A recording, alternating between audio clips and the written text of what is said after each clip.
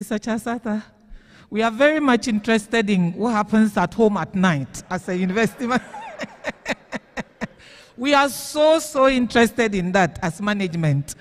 And let us assure you that as we speak, your wife, you are able to get a card for your wife from the Deputy Registrar General's office. You can do that easily.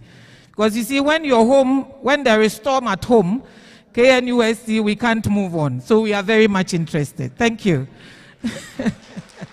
Thank you. Chairman of Convocation, Council of Convocation, members of Convocation, I greet all of you. Let me start by saying well done to you, Chair, and your council for the good work that you are doing. And I do this on behalf of management, staff, students, and the entire university community. Thank you very much. Indeed, you are doing exactly what you are put there to do and more, because that is what our status leverages you to do for us, to ensure that what we do as a university, we are able to do it efficiently and effectively. And you are unique in your own right, because you have the chance to have an opinion based on our status on all these, and we are grateful that you are allowing yourself to be used in that manner. Thank you very much. Having said that, members of Convocation, let me, on behalf of management, salute you. And sometimes, as human as we are, when we are in the middle of the heat, the story is different. When we are kind of moving out, it's also different.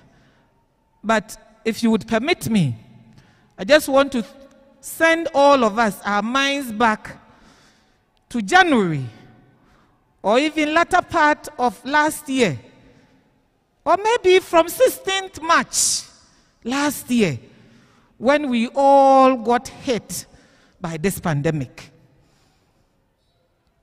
It was not an easy thing. Led by our Vice-Chancellor, then Professor Obridanso, after the initial shocks and all that, we weathered the storm. We rode on the shoulders of each other. We worked together as a team. The KNUST spirit was there. The family spirit, we survived.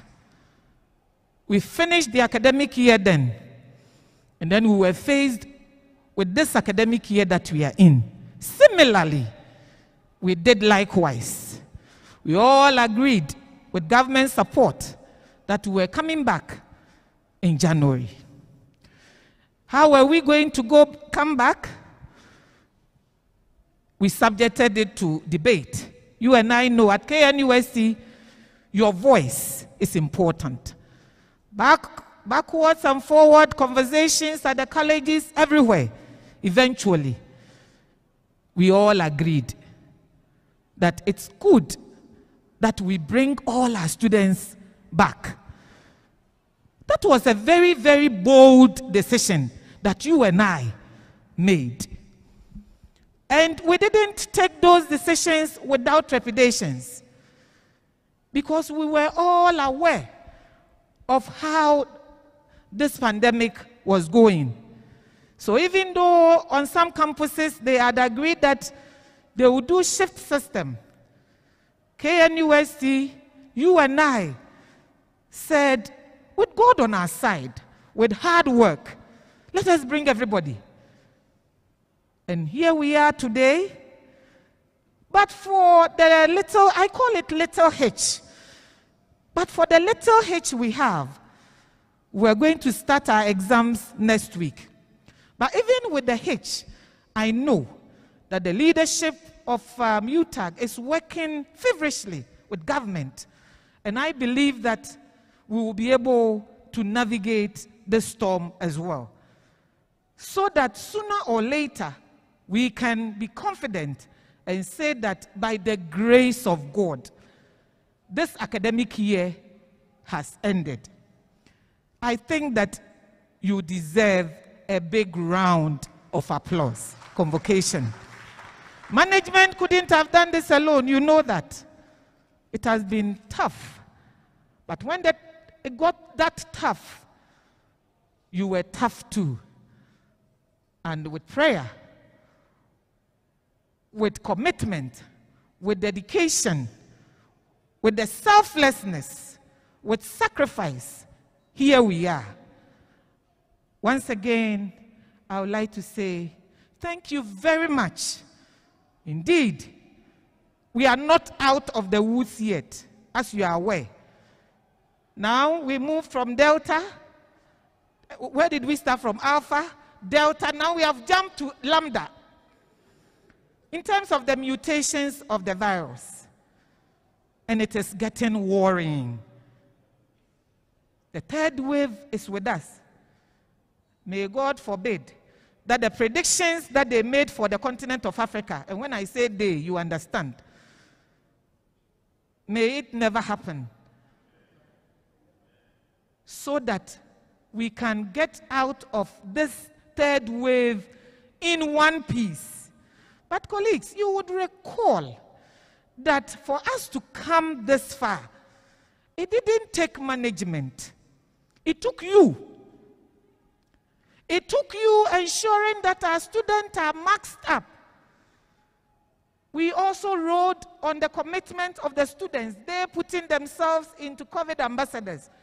But you can see that when we are in the lecture halls, hopefully they are maxed up. When you meet them at the commercial area, what is happening? Are they maxed up?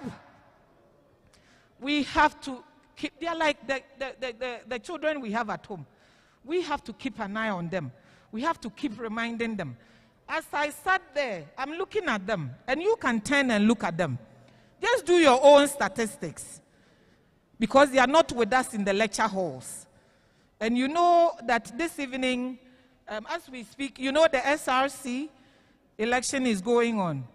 I'm sure you've followed what is going on. We had some disturbances with their vetting, and therefore all that activity was suspended. We met as executive committee. We put a fact-finding committee together. Thankfully, last week we received the Bamfo report.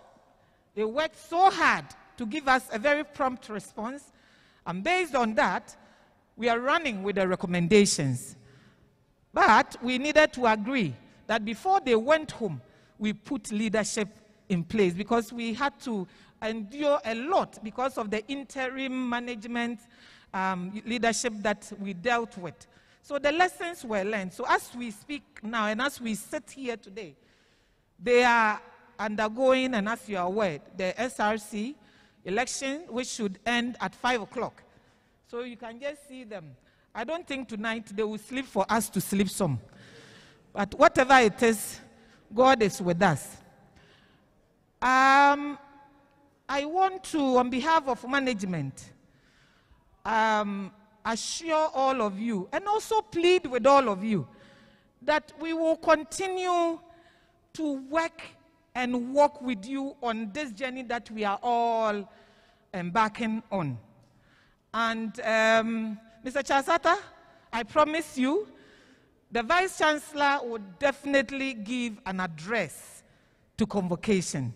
And we are working on that. And as Chairman said, it will not be long.